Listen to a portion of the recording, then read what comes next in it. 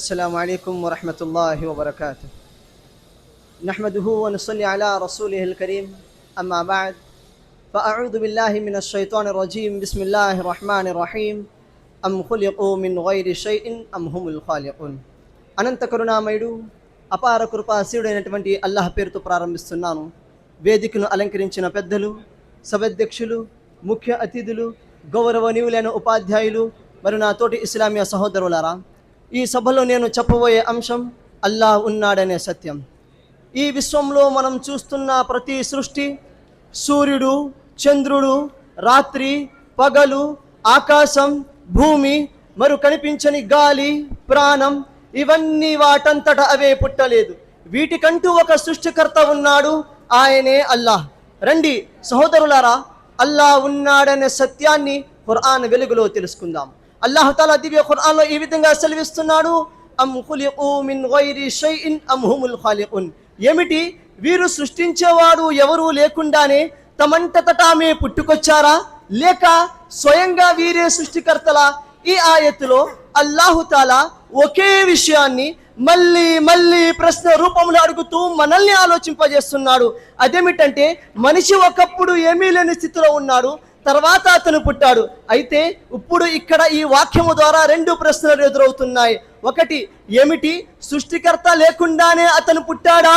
ఇది అసంభవం. రెండు, లేక అతనే తనను తాను సృష్టించుకున్నాడా? ఇది కూడా అసంభవం. ఈ రెండు అవకాశాలు తప్పు అని స్పష్టమైనప్పుడు మూడవ నిజం బయటపడుతుంది. అదే మనిషిని సృష్టించిన వాడు ఒకే ఒక్కడున్నాడు, ఆయనే అల్లాహ్. కానీ ఇప్పుడున్న సమాజంలో నాస్తికులు ఇలా అంటున్నారు, స్త్రీ మరియు పురుషుల కలయికతో ఈ సృష్టి వ్యాపించింది, దీంట్లో దేవునికి ఎలాంటి పాత్ర లేదు. అయితే ఎంతో మంది స్త్రీలు సంతానాన్ని కనే శక్తి లేక గొడ్రాలుగా మిగిలిపోతున్నారు. మళ్ళీ అదే స్త్రీ కొంతకాలం దాటిన తర్వాత సంతానాన్ని కనే శక్తిని పొందుతుంది. ఏ విధంగానైతే జకరియా అలైహిస్సలాం గారు అల్లాహ్ తాలాతో ఈ విధంగా దుఆ చేశారో, ఓ అల్లాహ్, నా భార్య గొడ్రాలు, నాకు సంతానాన్ని ప్రసాదించు అని. దీని ప్రస్తావన అల్లాహ్ తాలా దివ్య ఖురాన్లో సూర్య అంబియా వాక్యం సంఖ్య 90లో ఇలా సెలవిస్తున్నాడు, ఫస్తజబ్నా లహు వవహబ్నా లహు యహ్యా వఅస్లహ్నా లహు జౌజహ్.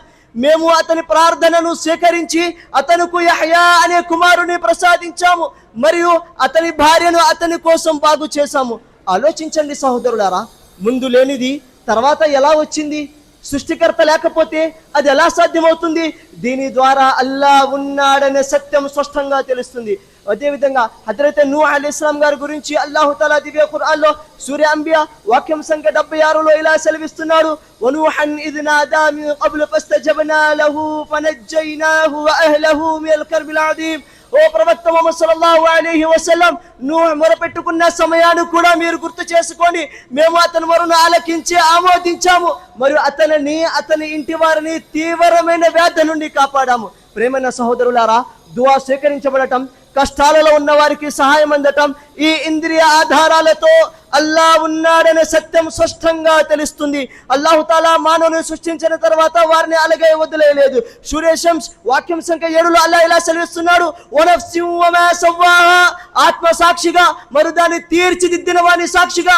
ఈ ఆయత్ యొక్క తఫ్సీరులో ఇబ్న్ అతియా రహ్మతుల్లాహి గారు ఇలా అంటున్నారు, ఆత్మను తీర్చిదిద్దటం అంటే మనిషికి బుద్ధి, ఆలోచన, అర్థం చేసుకునే శక్తిని పూర్తిగా ఇవ్వటం. అందుకే తర్వాత ఆయతులో అల్లాహు తాలా ఫఅలమహా అని అన్నాడు, అంటే మంచి మరియు చెడులను గుర్తించే జ్ఞానం ఇవ్వటం. తద్వారా అల్లాహ్ను గుర్తించగలము. ఎందుకంటే అల్లాహ్ మనకు కనిపించాడు, కానీ అల్లాహ్ ఉన్నాడనే సత్యాన్ని నిరూపించాలి అంటే మనకు సాక్ష్యము కావాలి. మరియు ఆ సాక్ష్యమే ఈ భౌతిక విశ్వంలో ఉన్న సూర్యుడు, చంద్రుడు, రాత్రి, పగలు, ఆకాశం, భూమి. మరియు ఇందులోనే ఒక ఇంద్రియ సాక్ష్యం ఫిరౌన్ అహంకారం చెందుతూ ఇలా అన్నాడు, ఫకాల అన రబ్బుకుముల్ ఆలా. నేనే అత్యున్నతమైన ప్రభువుని, నేనే గొప్ప ప్రభువుని, నాకంటే అధికారం కలవారు ఎవరు లేరు.